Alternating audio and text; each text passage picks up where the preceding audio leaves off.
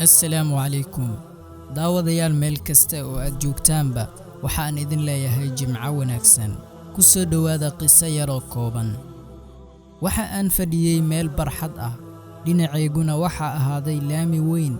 waxa isoo agmaray laba ay waxa ayna doonayeen in ay ka talaabaan laamiga labadii ay mid ka mid ah ayaa badbaaday halka midka kalena uu jiray gaari xawaare ku socday balse ma uusan dhiman anigu waan daawanayay aadna waan u yaabay runtii waxa aan isiri talow eega badbaaday sidoo uu caawin doonaa kan dhaawaca ah kii dhaawaca ahaa waa uu socon kari waayay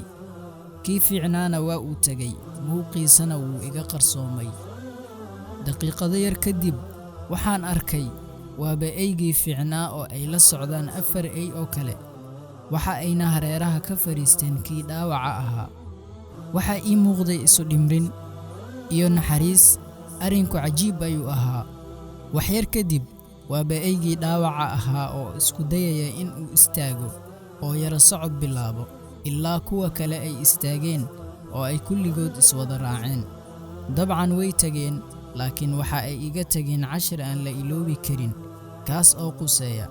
isu soo dhawaanta isu naxariisashada isu damqashada iyo laab furnaanta oo ay qaarkeen ilooween waagii khilaafka iyo kala tagga una saameeyay ujeedada qisadu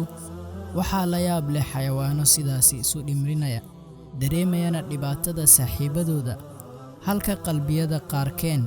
ay buuxiyeen dhagar iyo xaasidnimo ay u qabaan kuwa kale daawade haddii aad ka heshay muuqaalka